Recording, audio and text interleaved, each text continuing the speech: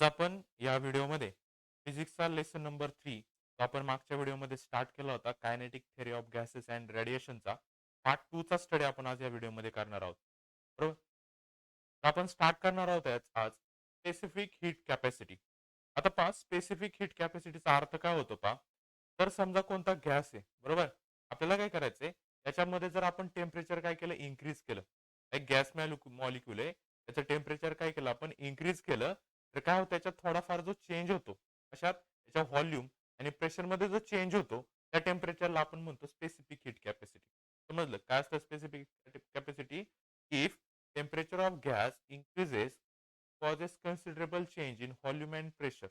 आपण जर त्या पर्टिक्युलर गॅसचं टेम्परेचर इन्क्रीज केलं तर त्या टेम्परेचर इन्क्रीज केल्यामुळे त्याच्या ज्या व्हॉल्यूम आणि प्रेशरमध्ये जो चेंज होतो त्याला म्हणतो आपण स्पेसिफिक हीट कॅपॅसिटी. समजलं.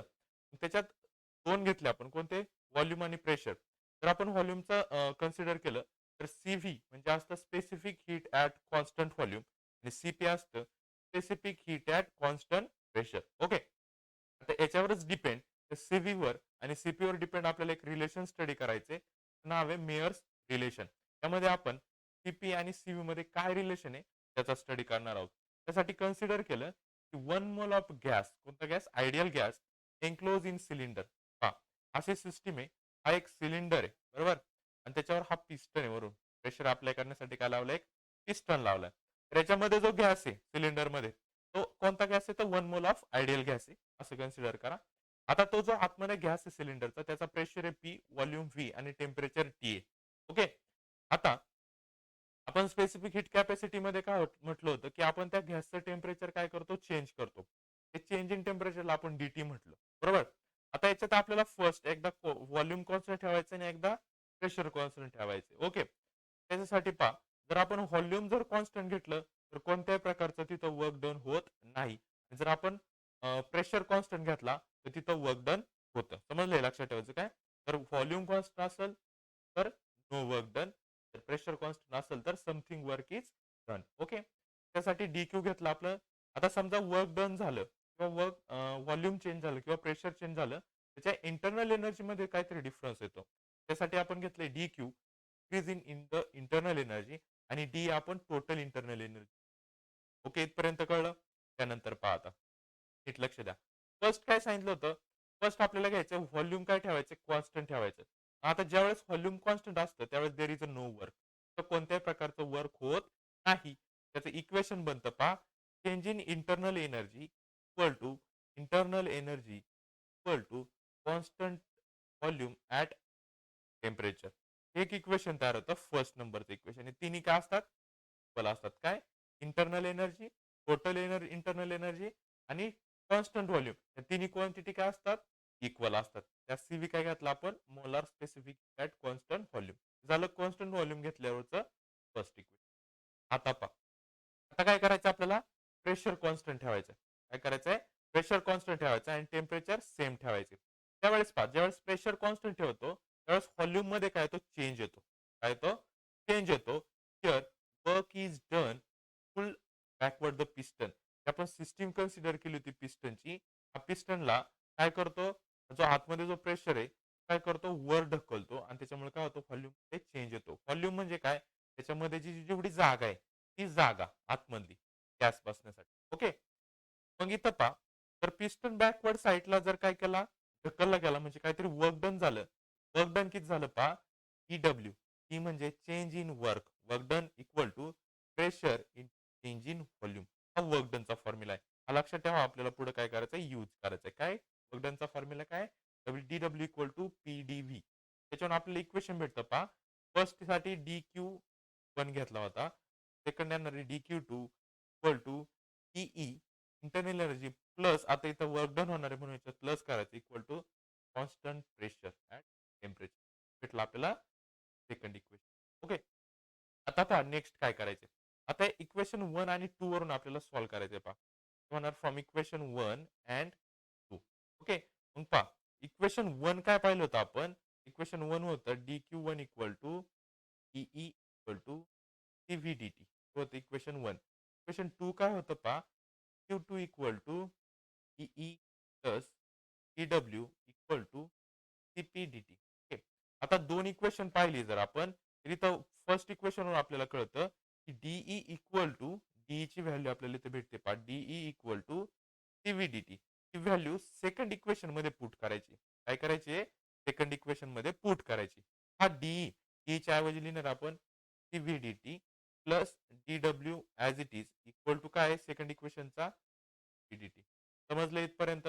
आता हा सीव्हीडीटी जो इकडे प्लस आहे, तर सीपीडीटी कडे नेऊन मायनस करा.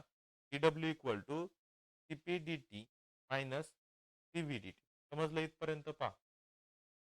ओके. आता काय करायचं पहा. हे डीडब्ल्यू ची पण व्हॅल्यू चेंज करायची. आपण आता पाहिलं तर डीडब्ल्यू इक्वल टू पीडीव्ही होता. इथं टाका PDV equal to C P D T minus सीव्हीडीटी. भेटला आपल्याला इक्वेशन इथपर्यंत. ओके. आता पहा इथं डीटी टीटी काय कॉमन आहे. मग इथं काय लिहू शकतो आपण पीडीव्ही इक्वल टू हा सीपी मायनस सीव्ही हे भेटलं आपल्याला इक्वेशन नंबर थर्ड. समजले कसे इक्वेशन आले? फर्स्ट इक्वेशन आपण कॉन्स्टंट व्हॉल्यूम वरून काढलं. हे वर्क डनचं इक्वेशन आणि हे सेकंड कॉन्स्टंट प्रेशरचं इक्वेशन आणि त्या दोन इक्वेशन वरून आपण काय केलं हे तिसरं इक्वेशन फाइंड. इथपर्यंत समजलं? फॉर 1 मोल ऑफ गॅस तर आपण 1 मोल ऑफ गॅस काय करतोय कन्सिडर करतोय. 1 मोल ऑफ गॅस साठी आपल्याकडे आयडियल गॅस इक्वेशन आहे कोणतं PV equal to N R T. पण आपण 1 मोल घेतोय म्हणजे यांची व्हॅल्यू किती झाली 1 झाली. काय आला फक्त PV equal to R T आला. बरोबर. पण आपण काय कन्सिडर पहा इथं आला PV equal to R T का तर एन इक्वल टू 1 आहे. पण देन प्रेशर इज कॉन्स्टंट.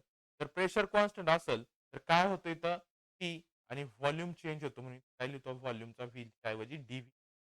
काय लिहिलंय डीव्ही इक्वल टू हा आर आणि चेंज इन टेम्परेचर सुद्धा होतो म्हणून काय लिहिणार आहे. समजलं काय काय चेंज केलेत? ओके. आता पीडीव्ही ची व्हॅल्यू आपण इक्वेशन थर्ड मध्ये काय केली आहे सॉल्व्ह केली.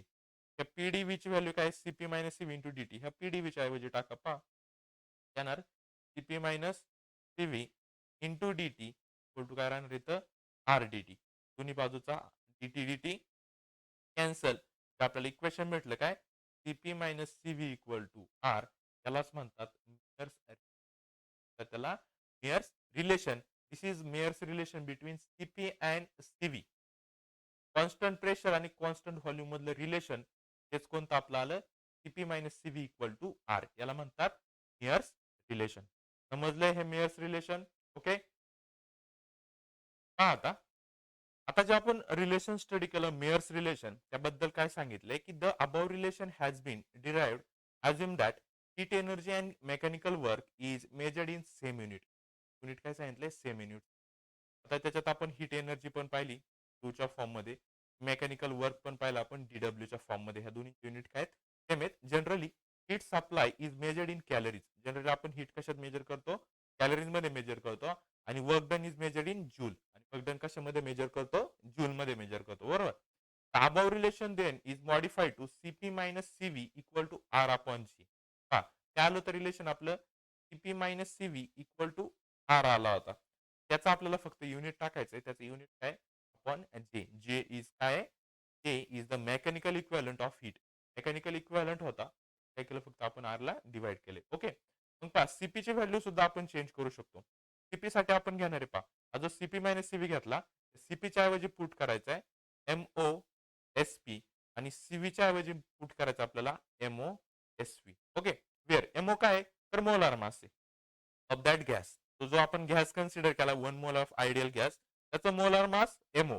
एसपी काय एसपी आणि एसव्ही हे प्रिन्सिपल ऑफ स्पेसिफिक हीट आहे. हे काय स्पेसिफिक हीटचे प्रिन्सिपल्स आहेत. ओके. म्हणून काय केलं आपण जे आपलं इक्वेशन आलं होतं काय CP minus CV equal to R upon J. याच्यात फक्त व्हॅल्यू पुट करा. सीपी ची व्हॅल्यू काय MO S P minus MO S V equal to R upon J. मग पहा एमओ हा इकडं दोन्ही मधला कॉमन काढला मग काय आलं MO into S P minus S V equal to R upon J. हा एमओ इकडे मल्टिप्लाय तिकडे येऊन डिवाइड करा S P minus S V equal to काय आला आर अपॉन एमओ जे. समजलं. एमओ काय फक्त आपण मोलार मास ऍड केले आणि त्याचे काय रिस्पेक्टिव्ह प्रिन्सिपल्स ऍड केलेत आपण स्पेसिफिक हीट.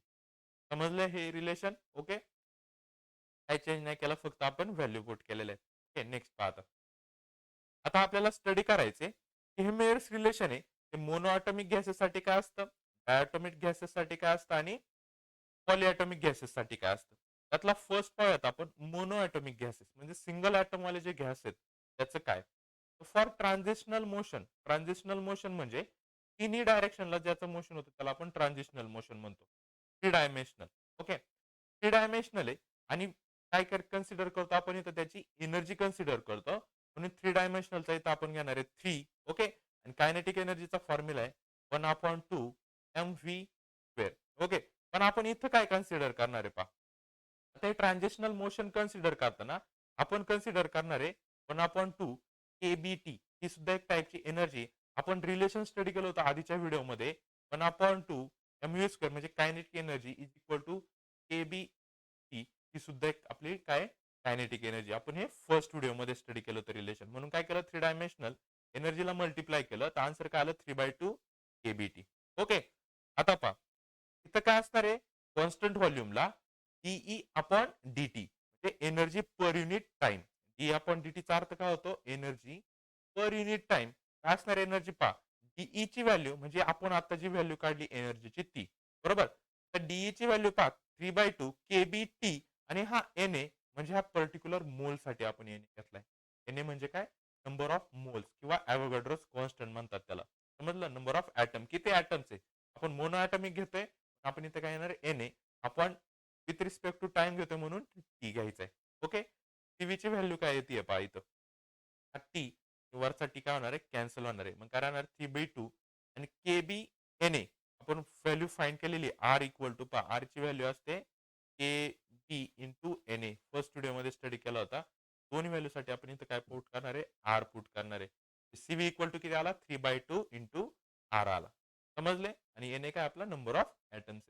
आता वी नो दॅट रिलेशन आपण मेयर्स रिलेशन आता स्टडी केलं CP minus CV equal to R. त्याच्यावरून काय करू शकतो हा मायनस सीव्ही आहे तो आर कडे नेऊन प्लस करा. CP equal to R plus CV होतो. आणि सीव्ही ची व्हॅल्यू आपण इथं आता फाइंड केली ती व्हॅल्यू फक्त इथं पुट करा. आर प्लस सीव्ही ची व्हॅल्यू 3/2 आर म्हणजेच काय झालं इथं पहा 1 आर प्लस 3/2 आर. आपल्याला काय करायचं ऍडिशन करायची 1/1 प्लस 3/2 प्लस 3/2 घेतलं तर 5/2 आणि two R as it is राहणार. तर आपल्याला इथं सीपी ची व्हॅल्यू भेटली काय 5/2 आर. सीव्ही ची व्हॅल्यू भेटली 3/2 आर.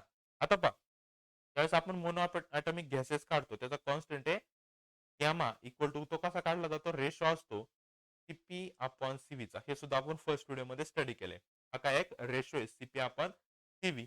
इथं फक्त व्हॅल्यू पुट करा सीपी ची व्हॅल्यू 5/2 आर अपॉन सीव्ही ची value 3/2 R. R R cancel 3/2 चा 2 आणि याचा 2 कॅन्सल काय राहिला आपल्याला रिलेशन भेटलं किंवा त्याचा मोनो ॲटॉमिक गॅसेसचा कॉन्स्टंट भेटला गॅमा इक्वल टू 5 अपॉन. समजलं. हे एक्झाम साठी खूप इम्पॉर्टंट आहे हे विचारलं जाते. समजलं. आता जसं आपण मोनो ॲटॉमिक गॅसेसचं पाहिलं सेम तसंच आपल्याला डायॲटॉमिक गॅसेसचं पाहिजे. आता डायॲटॉमिक गॅसेस कोणते कोणते असतात पहा oxygen nitrogen carbon monoxide HCL म्हणजे दोन दोन ॲटम मिळून जो गॅस बनलेला असतो त्याला आपण डायॲटॉमिक गॅसेस म्हणतो. आता डायॲटॉमिक गॅसेस साठी कसं असतं पहा त्याचं असतं 3 ट्रान्झिशनल बरोबर. हा मॉलिक्यूल 3 डायमेन्शनल फिरतो आणि 2 रोटेशनल असतो बरोबर. लक्षात ठेवा डायॲटॉमिक गॅसेस आहेत 3 ट्रान्झिशनल आणि 2 काय असतो रोटेशनल असतो. ओके. आता त्याची एनर्जी कशी होणार आता मोनो ॲटॉमिक मध्ये फक्त आपण काय घेतलं तर 3 ट्रान्झिशनल घेतला होता कारण मोनो होता. पण हा डाय म्हणून याच्यात 2 रोटेशनल पण असतो. 3 ट्रान्झिशनलचा आपण इथं जो सेम फॉर्म्युला घेतला होता तो पहा 3 इंटू 1/2 केबीटी. सेम इथं कन्सिडर करायचं आहे 3/2 इंटू 1/2 केबीटी. त्याला 3 ट्रान्झिशनल आणि 2 रोटेशनल त्याच्यासाठी सुद्धा फक्त 2 ने काय करायचं त्याला मल्टिप्लाय करायचे. आता N A number of atom याच्यात कन्सिडर करा मल्टिप्लाय करा आला येतं एन ए सेम फॉर्म्युला. आता याला जर आपण सॉल्व्ह केलं तर काय होतं पहा हा 3/2 होणार इथं फर्स्ट काय होणार आहे 3/2 काय येणार आहे N A A B T plus इकडचा येणार आहे हा 2 आणि हा 2 कॅन्सल होणार म्हणजे काय राहणार फक्त 1 N A K B N A K B T N A K B T common येणार म्हणजे काय येणार इथं फक्त 3/2 plus 1 into N A K B 3/2 plus 1 किती येतात 5/2 हा N A K B T. Okay. आता N A K B T ला तुम्ही डायरेक्ट इथे हे पण लिहू शकता ई इक्वल टू काय 5/2 आर लिहू शकता किंवा नंतर पहा सीव्हीचा फॉर्म्युला आपल्याला सीव्हीचा फॉर्म्युला काय असतो एनर्जी पर युनिट टाइम. त्या फॉर्म्युल्यामध्ये व्हॅल्यू पुट केली डी ई ची व्हॅल्यू पुट केली टी इथं आपण टी घेतला, टी आणि टी कॅन्सल. सीव्ही काय भेटला आपल्याला 5/2 NaKb. बरोबर, टी येत नाही. आर इक्वल टू फक्त काय येतं NaKb येतो, म्हणून इथं हे आर नाही घेता येणार. ओके, टी कॅन्सल झाला. NaKbच्या ऐवजी आपण आर पुट केला. आपल्याला सीव्हीची व्हॅल्यू भेटली 5/2 आर. सेम आपण जसं मोनोचं फाइंड केलं, सीव्ही फाइंड केला होता पहिल्यांदा मोनोचा सीव्ही फाइंड केला. आता सीव्ही फाइंड करतात आणि रेशो फाइंड करतात. आता आपण इथं काय केलं, सीव्ही फाइंड केला. आता आपल्याला सीपी फाइंड करायचं. तेच रिलेशन घ्यायचं मियर्सचं. इथं परत सीव्ही मायनस होता तो प्लस करून घ्या. आपल्याला सीपीची व्हॅल्यू भेटते 7/2 आर आणि याच्यात फक्त रेशोमध्ये डिव्हिजन करा. आर आर कॅन्सल, 2 कॅन्सल काय राहिला, याची गॅमाचं रिलेशन येतं 7/2. आता this is for rigid rotating body. आता 2 रोटेशनल घेतलं होतं ना, झालं रोटेटिंग बॉडीसाठी. ओके, डायटॉमिक गॅसेसचं. आता पहा, आता नाव for non rigid vibrating molecules. आता मग कळते रोटेशन होते. आता त्याच्यात एक्स्ट्रा काय येणार अजून, व्हायब्रेशनल मोशन पण येणार आहे. त्याच्यात 3 मोशन येणार आहे. काय हे असणार आहे, ट्रान्झिशनल मोशन हे 3 टाइम्स असतं, रोटेशनल मोशन हे 2 टाइम्स असतं आणि व्हायब्रेशनल मोशन सुद्धा हे 2 टाइम्स असतं. हे लक्षात ठेवायचे, कोण 2 टाइम्स कोण 3 टाइम्स असतं. ओके, सेम एनर्जीचा फॉर्म्युला जसा आपण डायटॉमिक गॅसेससाठी पुट केला होता, same as it is formula तुम्हाला इथं त्या नॉन रिजिड व्हायब्रेटिंग मॉलिक्युल साठी सुद्धा पुट करायचा आहे. 3 नी ट्रान्झिशनल म्हणून 3 ने मल्टिप्लाय करा, रोटेशनल म्हणून 2 ने मल्टिप्लाय करा, व्हायब्रेशनल म्हणून 2 ने मल्टिप्लाय करा. ओके, इथे काय होणार, हे 2 आणि 2 कॅन्सल, हा 2 आणि 2 कॅन्सल होणार आहे. म्हणजे 3 1 आणि हा 1, म्हणजे काय होणार आहे 3 प्लस काय होणार इथं पहा, 3/2 प्लस 1 प्लस 1 आणि कॉमन येणार आहे आपला NaKb. त्याला जर सॉल्व्ह केलं तर त्याचा आन्सर येतं 7/2. NaKBT as it is. ही आली ई ची व्हॅल्यू. आपण सीव्ही कसा काढतो, dE/dt. इथं टी आणि टी कॅन्सल, ई ची व्हॅल्यू पुट केली आणि NaKB साठी आपण आर पुट करतो. सेम आहे रिलेशन, 7/2 आर. आपल्याला मेयर्स रिलेशन माहिती, CP minus CV equal to R असतो. मग सीपी इक्वल टू किती आला, आर प्लस सीव्ही. तिकडे ट्रान्सफर करा, सीव्हीची व्हॅल्यू पुट करा, आपल्याला सीपीची व्हॅल्यू भेटेल आर प्लस 7/2 आर. जर सॉल्व्ह केलं तर आपल्याला सीव्हीची व्हॅल्यू किती भेटली, 9/2 आर भेटली. त्याच्यावर रिलेशन आलं, डिव्हिजन करा, 2 2 आर आर कॅन्सल, काय आलं 9/7. समजलं, सगळे रिलेशन सेम आहेत. फक्त एक करा, तुम्हाला दुसरं कळेल. फक्त लक्षात ठेवायचं, मोनोॲटॉमिक गॅसेससाठी फक्त काय असतं, ट्रान्झिशनल मोशन असतं, 3 ने मल्टिप्लाय करायचं. डायटॉमिक गॅसेससाठी जर रिजिड बॉडी घेत असाल तुम्ही, 3 ट्रान्झिशनल आणि 2 रोटेशनल. ओके, पण जर नॉन रिजिड घेत असाल तर 3 ट्रान्झिशनल, 2 रोटेशनल आणि 2 व्हायब्रेशनल. फक्त तुम्हाला काय करायचं, व्हॅल्यू पुट करून रिलेशन फाइंड करायचे. समजलंय रिलेशन. आता आपल्याला पाहिजे पॉलीॲटॉमिक गॅसेससाठी. ओके, आता पहा, पॉलीॲटॉमिक गॅसेससाठी कसं असतं ते लक्षात द्या. ओके, आता एनर्जीची व्हॅल्यू असते पॉलीॲटॉमिक गॅसेस असती, transitional motion 3 times. Okay, plus rotational motion 2 times. Okay, plus आता पॉलीॲटॉमिक गॅसेस आहे, बरोबर का, खूप जास्त आहेत, खूप जास्त मॉलिक्युल्स आहेत त्याच्यात.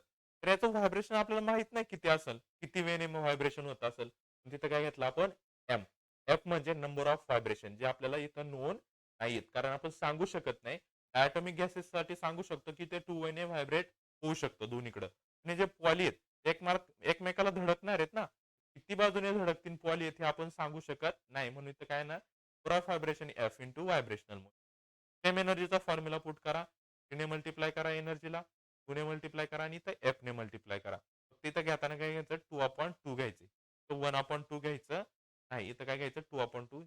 2 कॅन्सल होणार आहे, त्याच्यातला पण 2 आणि 2 कॅन्सल होतोय. समजलं. आता पहा पुढे काय होणार आहे. आता इथं जर आपण सॉल्व्ह केलं, 2 मिनिट हा. आता ह्या व्हायब्रेशनल मोशन मध्ये अजून एक चेंज आहे. जे रोटेशनल मोशन आहे हे ऍक्च्युअली इथं असतं 3 टाइम्स. ओके, लक्षात ठेवा. इथं असते, इथं रोटेशनल हे 3 टाइम्स असतं. पहा, 3 टाइम्स ट्रान्झिशनल, 3 टाइम्स रोटेशनल आणि हे 2 टाइम्स व्हायब्रेशनल इंटू एफ असतो. लक्षात ठेवा, पॉलीॲटॉमिक गॅसेससाठी डेरिव्हेशन आहे, तुम्हाला लक्षात ठेवावं लागेल. कोणाला 3 ने आणि कोणाला 2 ने मल्टिप्लाय करायचे. इथं पहा, फर्स्ट याला 3/2 NaKBT, तर 3/2 NaKBT, याचा 2/2 NaKBT इंटू एफ असणार आहे. काय राहते पहा इथं. आता तर पहा, सगळ्यातला 1/2 कॉमन घेऊयात आपण. मग 1/2 जर कॉमन घेतला तर इथं 3 राहिला, हा 3 आणि हा 2 आणि हा एफ. बरोबर, 1/2 NaKBT कॉमन काढला, काय राहिला 3+3+2f. ओके, जे किती आला तो 3+3 6 आणि 2f आला. तिथून परत 2 कॉमन काढला, काय आला 3+f. हे बाकीचं ॲज इट. ओके, तर नेक्स्ट पहा, E ची व्हॅल्यू किती आली पहा. हा 2 आणि हा 2 होणार आहे कॅन्सल. काय राहिला 3 plus F into N A KBT. आला 3 plus F into N A KBT. खाली ई ची व्हॅल्यू, ची व्हॅल्यू फाइंड करा डीई अपॉन डी ची value as it is put करा. आपण जसं मगाशी पुट केली तसं टी कॅन्सल एन ए केबीच्या ऐवजी आर पुट केला. आपल्याला ची व्हॅल्यू भेटली. सेम परत मेयर्स रिलेशन घ्या. सेम सॉल्व करत जा. ची आर ची व्हॅल्यू इथं पुट करा. ची व्हॅल्यू पुट केली 3 प्लस एफ इंटू आर. ह्या आर ने जर मल्टिप्लाय केलं तर 3 into R 3 R, F into R F R. CP किती आला आर प्लस 3 आर झाला 4 आर इंटू एफ आर. याच्यातला R R common CP equal to आला 4 प्लस एफ आणि आर कॉमन घेतल्यामुळे तो इथं आला. रिलेशन फक्त डिव्हिजन करा. आर आर काय होणार कॅन्सल होणार. आपल्याला हे पॉलिॲटॉमिक गॅसेससाठी फाइंड करता येणार. पॉलिॲटॉमिक गॅसेससाठी फक्त काय चेंजेस लक्षात ठेवा. रोटेशनल मोशन 3 वेनी असतं आणि व्हायब्रेशनल मोशन हे 2 वेनी असतं. 2 अपॉन 2 करायचं 1 अपॉन 2 न करता आणि काय करायचं इथं एफ ने मल्टिप्लाय करायचे. समजलं. हे सेम आपण जसं घेत होतो फक्त इथं 2 इंटू एफ इंटू हे 1 अपॉन 2 आहे. तर मी 2 काय केलं डायरेक्ट इथं 1 ला मल्टिप्लाय करून हे 2/2 झालं. नाही हे सेम आहे 1/2 चं असतं इथं. समजलंय हे नीट लक्षात ठेवा. तिन्ही पण रिलेशन खूप इम्पॉर्टंट आहे. विचारले जातात मोनो ॲटॉमिक गॅसेससाठी मेयर्स रिलेशन, डायटॉमिक गॅसेससाठी आणि डायटॉमिक मध्ये 2 आहे रिजिड आणि नॉन रिजिड आणि पॉलिॲटॉमिक गॅसेस. समजलं हे ओके. आता पहा नेक्स्ट आपल्याला स्टडी करायचा आता आपला चॅप्टर जो होता काय kinetic theory of gases and radiation. Gases पर्यंत झाला. आता आपल्याला स्टडी करायचं आहे रेडिएशन. रेडिएशन मध्ये महत्वाचा फॅक्टर येतो हीट. तर हीट काय असतं तर heat is the form of energy. एक टाईपची एनर्जी आहे which can be form from one object to another object. काय केली जाते हीट एक टाईपची एनर्जी की एका ऑब्जेक्ट कडून दुसऱ्या ऑब्जेक्ट काय केली जाते पाठवली जाते. समजलं. आता याचे मोड ऑफ कंडक्शन काय हीट काय केली जाते तर ऍक्सेप्ट केली जाते किंवा दुसऱ्याला दिली जाते. मोड ऑफ कंडक्शन मध्ये पाहताना पहा फर्स्ट असतं कंडक्शन, कन्व्हेक्शन आणि रेडिएशन. त्याच्यातलं आपल्याला रेडिएशनचा स्टडी करायचं. ओके. कंडक्शन म्हणजे काय असतं required material medium for transfer. Conduction म्हणजे काय एक मटेरियल मीडियम लागतं. त्या मटेरियल मीडियम मधूनच ही ट्रान्सफर होणार आहे. त्याला म्हणतो आपण कंडक्शन. कन्व्हेक्शन काय असतं required material medium for transfer. त्याला सुद्धा मटेरियल मीडियम लागतं कन्व्हेक्शन साठी. म्हणजे रेडिएशन आहे त्याचं काय असतं does not required material medium for transfer. रेडिएशनला मटेरियल मीडियमची गरज नसते. समजले. आपल्याला हे फक्त रेडिएशनचं स्टडी करायचंय. मग पहा रेडिएशन म्हणजे काय असतं पहा refers to continuous emission of heat from surface of object.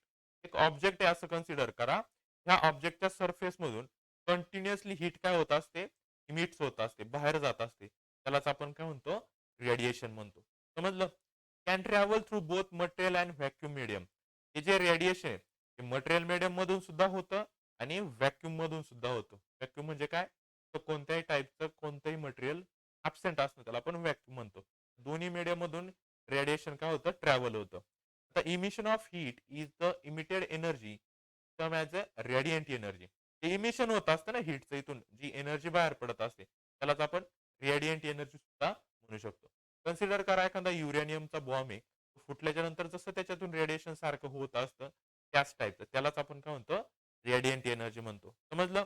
आणि ही जी रेडियंट एनर्जी असते त्यात असतात इलेक्ट्रोमॅग्नेटिक वेव्हज असतात आणि ह्या ज्या इलेक्ट्रोमॅग्नेटिक वेव्हज असतात त्या व्हॅक्युम मधून सुद्धा ट्रॅव्हल होतात. मटेरियल मधून तर होतातच पण व्हॅक्युम मधून सुद्धा काय होतात त्या ट्रॅव्हल होतात. आणि it is the fastest way of heat transfer. हे सगळ्यात फास्टेस्ट वे हीट ट्रान्सफरचा कोणतं रेडिएशन. कारण याला कोणत्याही मीडियम टच नसते. सगळ्या मीडियम मधून ट्रॅव्हल होतं. याला म्हणतात fastest way of heat transfer. समजलंय. तर मग पाणी याच्यावरच डिपेंड आपल्याला एक डेरिवेशन पाहायचे. Interaction of thermal radiation and matter. Okay. आता थर्मल रेडिएशन आणि मॅटर काय असतं थोडक्यात समजून घ्या. एक ऑब्जेक्ट आहे. ओके. असं असं कन्सिडर करा हा एक ऑब्जेक्ट आहे आणि हा सरफेस आहे. ओके. काय झालं एक इन्सिडेंट काय आला रे आला. बरोबर. काय आला एक इन्सिडेंट रे किंवा थर्मल रे आला. त्यातलं काय होतं काही जे रे असतात त्या ऑब्जेक्ट मधून ट्रान्सफर होतात. ओके. काही जे रे असतात ते रिफ्लेक्ट होतात आणि काही जी एनर्जी असते ती हा काय करतो ऍब्सॉर्ब करून घेतो. समजलंय का मी काय सांगतोय पहा इथं डायग्राम पण दिली. ओके. एक हा इथं जो सेंटरला आहे हा एक ऑब्जेक्ट आहे. हा काय करतो इन्सिडेंट रे जर याच्यावर पडले एनर्जीचे तर काही एनर्जीचे रे काय होतात रिफ्लेक्ट होतात म्हणून इथं घेतलाय क्यू आर म्हणजे रिफ्लेक्टेड एनर्जी. काही ह्या ऑब्जेक्ट मधून ट्रान्सफर्ड होते, त्याला म्हणतात क्यू टी. आणि काय काय होतं, हा ऍब्सॉर्ब करून घेतो स्वतःकडे, त्याला म्हणतात क्यू. समजलं का? पहा, main any thermal radiation falls on object. कोणतं एक थर्मल रेडिएशन एखाद्या ऑब्जेक्टवर फॉल्स झाला असं कन्सिडर करा. Then some part is reflected. त्यातला काही पार्ट होतो रिफ्लेक्ट, त्याला आपण म्हणतो Q R. Okay. Some part is absorb. काय हा स्वतः ऑब्जेक्टवर राहतो, त्याला म्हणतात Q A absorb. Some part is transmit. काय याच्यातून काय होतो, ट्रान्समिट होतो, त्याला म्हणतात क्यू टी. आता समजलं? कन्सिडर क्यू काय, total amount of heat energy incident. त्याच्यावर total amount of heat energy incident झाली, त्याला आपण क्यू म्हणतो. क्यू ए असणारे amount of heat absorb, Q R असणारे amount of heat reflected, Q T असणारे अमाऊंट ऑफ हीट ट्रान्समिटेड. समजलं? हा, मग त्याच्यावर आपण म्हणतो टोटल एनर्जी काय आली, क्यू आली. बरोबर. त्याच्यातली काय एनर्जी ऍब्सॉर्ब झाली, प्लस काय एनर्जी ट्रान्समिट झाली, प्लस काय एनर्जी रिफ्लेक्ट झाली. ओके. या तिन्ही एनर्जीचं जर आपण ऍडिशन केलं तर आपल्याला टोटल एनर्जी भेटते. समजलं पहिलं सेंटेन्स? आता याला काय करायचं, प्रत्येकाला क्यू ने डिवाइड केलं. बरोबर. मग पहा, क्यू ने जर डिवाइड केलं तर first Q upon Q equal to काय होणार इथं, Q A upon Q plus Q R upon Q plus Q T upon, हा क्यू क्यू कॅन्सल झाला, काय राहिला 1 इक्वल टू काय आला पाहिजे, Q A upon Q plus Q R upon Q plus Q upon Q. Okay. Q A upon Q म्हणजे असतं आपलं ऍब्सॉर्प्शनल एनर्जी, म्हणून डायरेक्ट काय घातलं तिथं ए. क्यू आर अपॉन क्यू असतो आपला रिफ्लेक्शन, म्हणून आर घेतलाय. आणि क्यू टी अपॉन क्यू असतो आपला हा ट्रान्समिशन, म्हणून इथं टी घेतलाय इक्वल टू 1. समजलं हे? त्याचा अर्थ काय झाला पहा, की आपली जी टोटल आपण समजा 1 एनर्जी काय केली, ट्रान्सफर केली, ती डिवाइड होते ना, काय ऍब्सॉर्ब होते, काय रिफ्लेक्ट होते, काय ट्रान्सफर होते. तिन्हींची मिळून ती आपल्याला टोटल एनर्जी भेटते. समजलंय? ते दिले पहा. ए ची व्हॅल्यू दिली, आर दिले आणि ट्रान्समिशनचं दिले. समजलंय? हे सगळे कोएफिशियंट आहे. ॲब्सॉर्प्शन ए, रिफ्लेक्शन आर, ट्रान्समिशनचा असतो टी आर. ओके. समजलं हे रिलेशन कशाचं, interaction of thermal radiation and. Okay. हे लक्षात ठेवायचं. हा फॉर्म्युला आपल्याला यूज करायचा आहे. पुढे पहा. आता त्याचे 3 कोएफिशियंट वापरले. त्याची थोडक्यात माहिती घेऊयात आपण. फर्स्ट आपण वापरला होता कोएफिशियंट ऑफ ॲब्सॉर्प्शन, त्याला ॲब्सॉर्बिव्ह पॉवर म्हणतात. ते आपण पाहिलं ॲब्सॉर्प्शन काय असतं, क्यू ए अपॉन क्यू असतं. काय असतो तो? Ratio of amount of heat absorb. Amount of heat absorb म्हणजे क्यू ए याचा ratio to total amount of heat Q हा झाला आपला absorption. Same coefficient of reflection साठी काय असतं, amount of heat reflected divided by total amount of heat. Okay. Same coefficient of transmission असतो काय, equal to amount of heat transmitted upon total amount of heat incident. समजले हे तिन्ही coefficient? Okay. Next पाहता त्याच्या काही केसेस आहेत. First केस आहे परफेक्ट ट्रान्समिशन म्हणजे काय.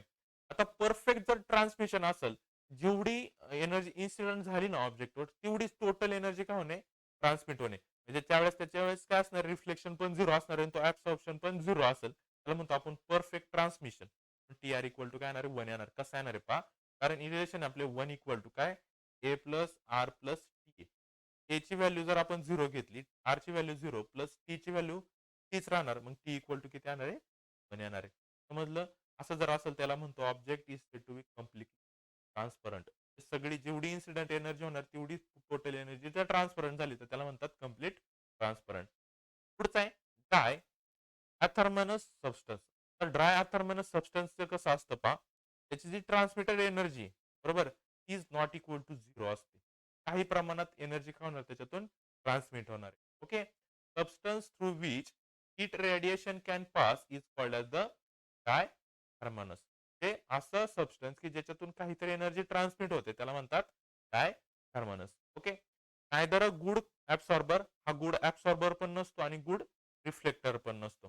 काही प्रमाणातच याच्यातून एनर्जी ऍब्सॉर्ब होते किंवा ट्रान्समिट होते आणि रिफ्लेक्ट होत असते. त्याचे एक्झाम्पल आहे क्वार्ट्स, सोडियम क्लोराईड, हायड्रोजन आणि समजलंय, याला म्हणतात डायअथर्मोनस सबस्टन्स. नेक्स्ट आहे अथर्मोनस सबस्टन्स. अथर्मोनस सबस्टन्स काय असतो पहा, याच्या अपोजिट असतो. डायथर्मोनस सबस्टन्स मध्ये is not equal to zero होता. अथर्मोनस सबस्टन्स मध्ये ट्रान्समिटर एनर्जी ही टोटली झिरो असते. म्हणजे ऑब्जेक्ट मधून एकही थोडी सुद्धा एनर्जी ट्रान्समिट होत नाही. इथे दिले का, डू नॉट ट्रान्समिट हीट, त्याला म्हणतो आपण अथर्मोनस सबस्टन्स. त्यावेळेस जर टी इक्वल टू 0 असेल तर रिलेशन काय असतं A 1 equal to A plus R plus T. हा जर 0 आला तर 1 इक्वल टू काय येणार आहे प्लस आर येणार आहे. तेच आला ए पण अशा ऑब्जेक्टला object does not transmit any radiation. तो कोणत्याही टाईपचे रेडिएशन ट्रान्समिट करत नाही. त्याला आपण म्हणतो ओपेक ऑफ रेडिएशन. तो ओपेक म्हणजे काय करणे प्रिव्हेंट करणे. रेडिएशन होऊ न देणं त्याला म्हणतात ओपेक. समजलं? त्यानंतर पुढचं आहे फूड रिफ्लेक्टेड, पुअर ऍब्सॉर्बर आणि पुअर ट्रान्समिटर. फूड रिफ्लेक्टेड म्हणजे काय असतं पहा तिथं आर ची व्हॅल्यू 1 असणार आहे. बाकी 2 काय असणार आहे 0 असणार आहे. त्याला मग आपण फूड रिफ्लेक्टर. ओके. नंतर पुढचं आहे perfect black body. Perfect black body असेल तर ती सगळी एनर्जी काय करते ऍब्सॉर्ब करून घेते. तुम्हाला माहिती पहा तो ब्लॅक कलर असतो तो सनचे जे रेज असतो त्याला काय करतो ऍब्सॉर्ब करतो. जो व्हाईट कलर असतो तो रिफ्लेक्ट करतो. हे सगळ्यांना माहिती. उन्हाळ्यात जर आपण ब्लॅक ड्रेस घातला तर आपल्याला जास्त ऊन लागतं. पण व्हाईट जो कपडा असतो तो काय करतो ते जे रेज असतात सन रेज त्याला काय करतो रिफ्लेक्ट करतो. परफेक्ट ब्लॅक बॉडी म्हणजे त्याच्यातून रिफ्लेक्शन पण 0 असतं, ट्रान्समिशन सुद्धा 0 असतं. ते फक्त काय करतं ऍब्सॉर्प्शन करतो. त्याला आपण म्हणतो परफेक्ट ब्लॅक बॉडी. समजलं? All the incident energy is absorb. सगळी एनर्जी जर ऍब्सॉर्ब झाली तर त्याला आपण म्हणतो परफेक्ट ब्लॅक बॉडी. ओके. सगळ्या डेफिनेशन नीट लक्षात ठेवायच्या. त्यानंतर पहा नोटमध्ये काय दिलंय की all the absorption, reflection and transmission हे 3 टाइप पाहिले आपण. ऍब्सॉर्प्शन, रिफ्लेक्शन आणि transmission depends on the wavelength. हे सगळं कशावर डिपेंड असतं तर वेव्हलेंथवर, लांबडावर डिपेंड असतं. ओके. हे लक्षात ठेवायचं. मल्टिपल चॉईसला विचारू शकता. ओके. आता याच्यात जे आपण पाहिलं होतं परफेक्ट ब्लॅक बॉडी त्याचं थोडं अजून पाहूयात आपण पहा. परफेक्ट ब्लॅक बॉडी म्हणजे काय? All the incident energy is absorb by the object. सगळी जे इन्सिडेंट एनर्जी आहे ब्लॅक बॉडीमध्ये ती काय केली जाते ऍब्सॉर्ब केली जाते.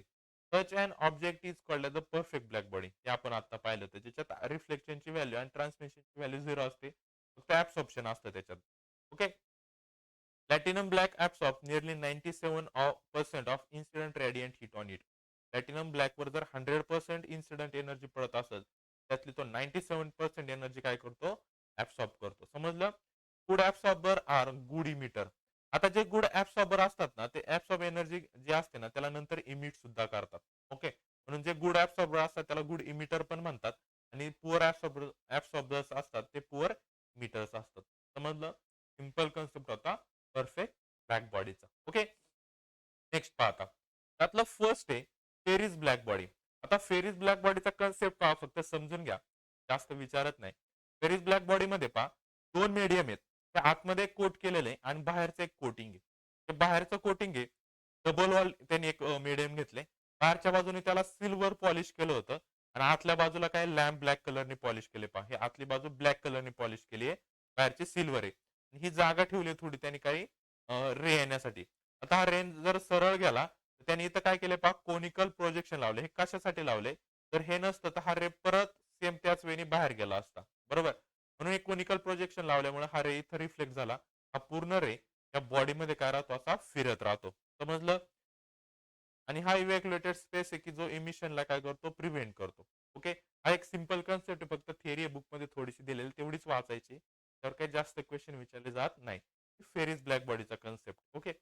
त्यानंतर पहा त्याच्यात दिलेलं आहे आपल्याला की Pierre Prevost publish the theory of radiation known as the theory of exchange of heat.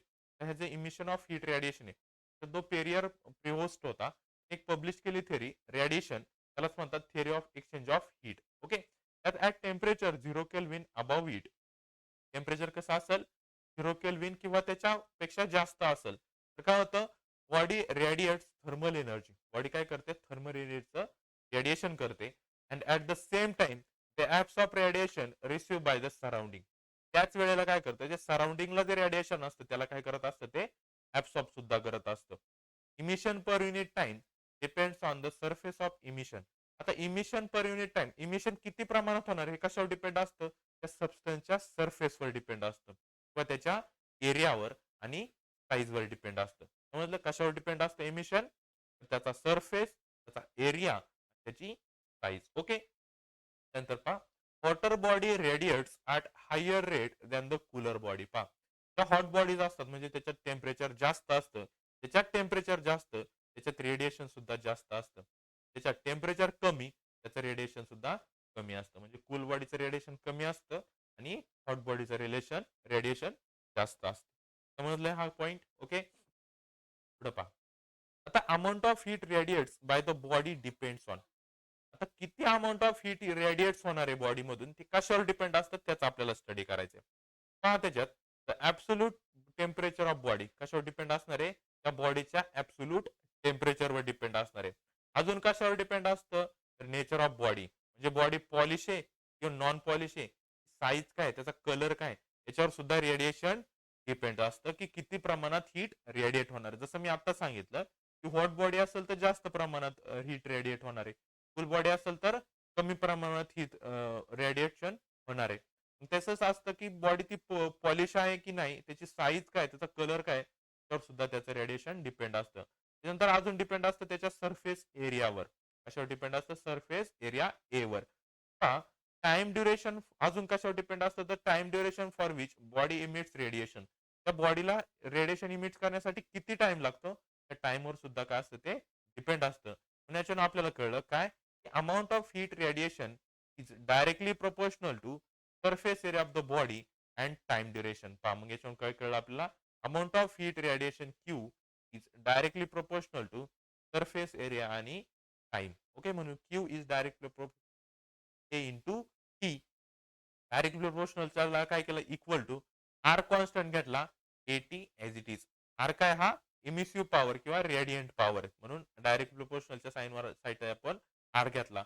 पण आर ची व्हॅल्यू काय लिहू शकतो? हा क्यू इकडे काय, बरोबर, इथं पहा, हा एटी आर ला मल्टिप्लाय क्यू ला डिवाइड करून टाका, म्हणजे काय होणार? क्यू अपॉन एटी भेटली आपल्याला आर ची व्हॅल्यू.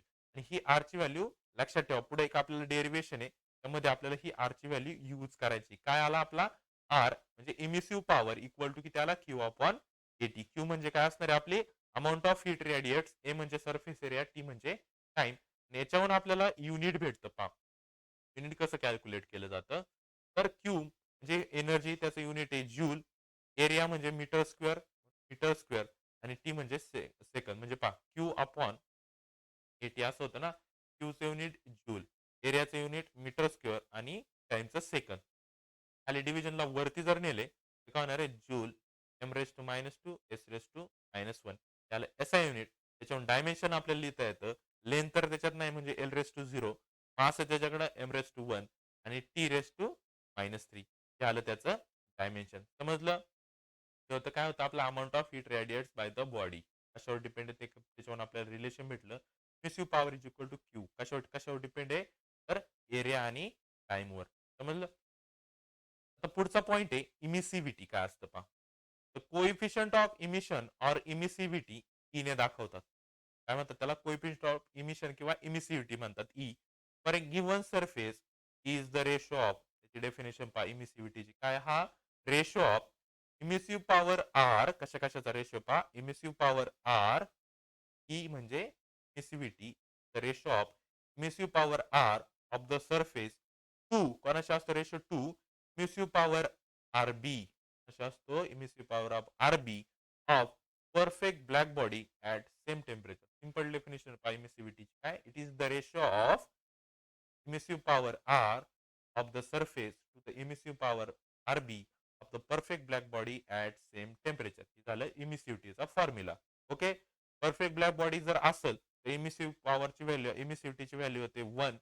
आणि जर परफेक्ट रिफ्लेक्टर असेल तर इमिसिव्हिटीची व्हॅल्यू काय असते? 0 असते. रिकाम्या जागांसाठी लक्षात ठेवा.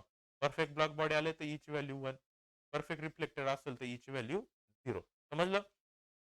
त्याच्यावरच डिपेंड आहे. एक पहा, Kirchhoff's law of heat radiation. Heat radiation साठी एक किर्चॉफ्स लॉ आहे, सिंपल लॉ आहे. पहा काय तो सांगतोय की at a given temperature the ratio of emissive power to coefficient of the absorption of body is equal to. कशा कशाचा रेशो सांगितलाय पहा? इम्युसिव्ह पॉवर म्हणजे आर, त्याचा रेशो कोणाबरोबर? ऍब्सॉर्प्शन म्हणजे ए, इज इक्वल टू असतं कशाशी? To the emissive power of the perfect black body. Emissive power of perfect black body असतं R B at the same temperature of all wavelength. समजलं? हा किर्चॉफ्सला नीट हे law as it is learn करायचे. काय सांगितलंय लॉ पहा? At a given temperature the ratio of emissive power of coefficient of absorption. कशा कशाचा रेशो सांगितलाय? इमिसिव्ह पॉवर ऑफ कोइफिशियंट म्हणजे आर, रेशो कोणाबरोबर? ऍब्सॉर्प्शन म्हणजे ए, म्हणजे R upon A is equal to कशाचा इक्वल असतो तो? Emissive power of perfect black body at the same temperature for all wavelength. समजला हा रेशो? त्याच्यावर आपण ए ची व्हॅल्यू काढू शकतो पहा. हा जो आर आहे बरोबर किंवा हा जो आरबी आहे होणार आरला डिवाइड म्हणजे ए काय भेटणार आहे आपल्याला आर अपॉन आरबी ही ए ची व्हॅल्यू. इथं आपण सेम एक अजून ई ची सुद्धा व्हॅल्यू काढली होती आर अपॉन आरबी. इथं ई इक्वल टू काय आला ए आला. समजलं E equal to A at thermal equilibrium emissivity equal to absorptivity. हा इमिसिव्हिटी आणि ऍब्सॉर्प्सिव्हिटी काय येते इक्वल येते कधी तर बॉडी काय असेल इक्विलिब्रियम पोझिशन मध्ये असेल तर. समजलंय हा किर्चॉफ्स ओके नीट लर्न करा. त्याची एक छोटासा पॉईंट आहे की spectral distribution of black body radiation याच्यात फक्त काय लक्षात ठेवायचं त्या ऑब्जेक्टची वेवलेंथ ही जास्त असते. काय त्या ऑब्जेक्टची वेवलेंथ ही जास्त असते त्याची रेडियंट पॉवर सुद्धा काय असते कमी असते इन्व्हर्सली असते.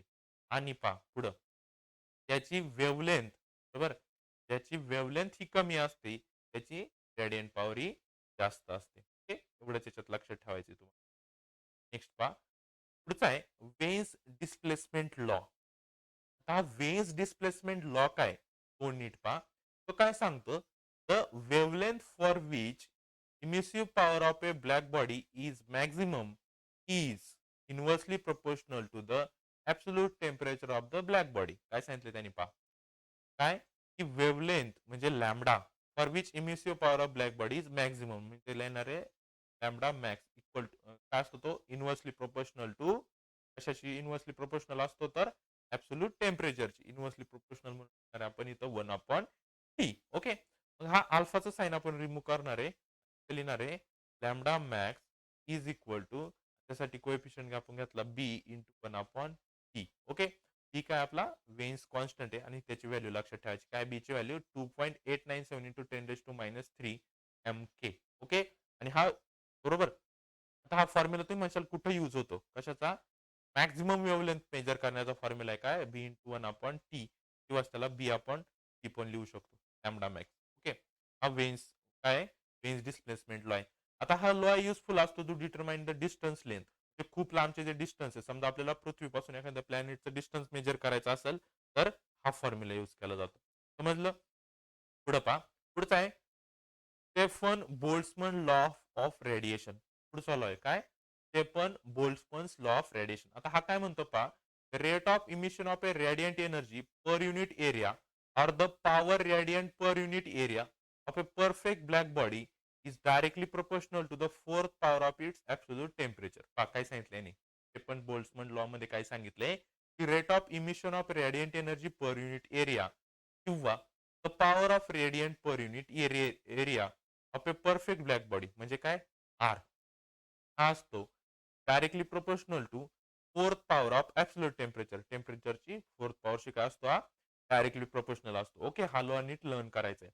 हा डायरेक्ट प्रोपोर्शनलचा साइन रिमूव्ह करायचं तिथे लिहिणार आपण इक्वल टू आणि त्याचा कॉन्स्टंट घेणार आहे सिग्मा टू 4. सिग्मा काय ते पण कॉन्स्टंट आहे बी घेतला होता मागच्या याच्यासाठी त्या वेन्स कॉन्स्टंट होता. ओके हे कॉन्स्टंट लक्षात ठेवायचे त्याची व्हॅल्यू इथं सिग्माची व्हॅल्यू 5.67 इंटू 10⁻⁻⁸. ओके त्याच्यामध्ये त्याचं युनिट येतं joule per metre per second per kelvin त्याच्यावर आपण हे डायमेन्शन लिहिले. ओके आता पहा आपण आता एक आरचा फॉर्म्युला काढला होता रेडियंट पॉवरचा काय R is equal to Q/80 कशी एक फॉर्म्युला आपण सॉल्व्ह केला होता. ओके त्याच्यावर आपण काय करणार आहे पहा इथं आणि आता आपण फॉर्म्युला पाहिला की R equal to sigma T⁻⁴ दोन फॉर्म्युले आलेत आपल्याकडे पहा स्टार्टिंगचा formula R is equal to Q/80 अजून एक आरचा फॉर्म्युला आला काय सिग्मा T⁻⁴ इक्वल झाले याला पण इक्वल करा Q/80 equal to sigma T⁻⁴. Okay कशासाठी ब्लॅक बॉडीचा फॉर्म्युला आहे. ओके फॉर ऑर्डिनरी बॉडीसाठी आपण सेम फॉर्म्युला घेणार आहे काय हा झाला ब्लॅक बॉडीचा फॉर्म्युला हा फॉर्म्युला नीट लक्षात ठेवायचा आहे. ऑर्डिनरी बॉडीचा फॉर्म्युला असणार आहे R equal to E sigma T⁻⁴. फक्त इथं काय करणार आहे एमिसिव्हिटीचा ई आपण ऍड करतोय ऑर्डिनरी बॉडीसाठी. ओके त्याच्यातलं लेट टी काय असणार आपला absolute temperature of black body असणार आहे केप्ट ॲट लोअर टेम्परेचर आपण T0 घेणार आहे.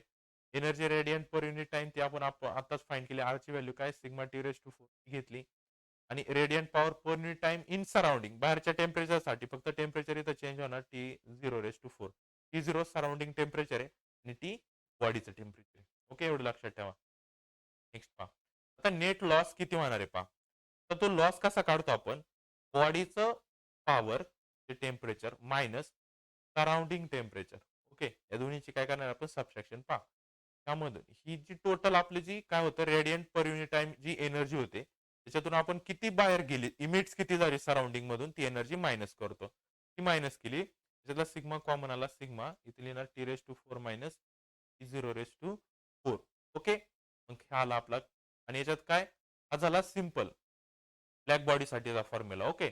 जर आपल्याला ऑर्डिनरी बॉडीचा विचारला तर फक्त काय करायचं एमिसिव्हिटीचा ए ऍड करायचा बाकी ऍज इट इज ठेवायचं. समजलं. हे काय होतं आपलं स्टेफन्स बोल्ट्झमन्स लॉ फॉर रेडिएशन त्याचे फॉर्म्युले लक्षात ठेवायचे. फर्स्ट फॉर्म्युला कशाचा होता फर्स्ट फॉर्म्युला तर आपला बोल्ट्झमन कॉन्स्टंटचाच फर्स्ट फॉर्म्युला होता पॉवरचा आर साठीचा फॉर्म्युला. त्याच्यानंतर हा लॉस ऑफ एनर्जीचा फॉर्म्युला होता. किती एनर्जी लॉस होणार आहे ही झाली आपली टोटल पॉवर ऑर्डिनरी बॉडीचा ब्लॅक बॉडीचा. सेम ब्लॅक बॉडीमध्ये एवढी पॉवर लॉस होणार आहे आणि ऑर्डिनरी बॉडीमध्ये एवढी पॉवर लॉस होणार आहे. समजला हा कन्सेप्ट. ओके. अशा टाईप पद्धतीने आपला हा थर्ड चॅप्टर जो होता तो आपला संपलेला आहे. ओके. याच्यातले जे रिलेशन आहेत ते नीट स्टडी करायचे. तर आपण मेनली याच्यातला फर्स्ट जे इथं केसेस स्टडी केल्या होत्या हे interaction of thermal radiation of matter हा खूप इम्पॉर्टंट आहे. त्याच्यातल्या ह्या केसेस त्याचे कोएफिशियंट काय त्याच्या सम केसेस सगळ्या नीट करायच्यात. त्याच्यानंतरचे जे छोटे छोटे डेरिव्हेशन याच्यात काय खूप मोठे डेरिव्हेशन नाही खूप छोटे डेरिव्हेशन आहे हे सुद्धा नीट स्टडी करायचे. समजलं. यानंतरचा चॅप्टर आपण नेक्स्ट व्हिडिओमध्ये पाहू.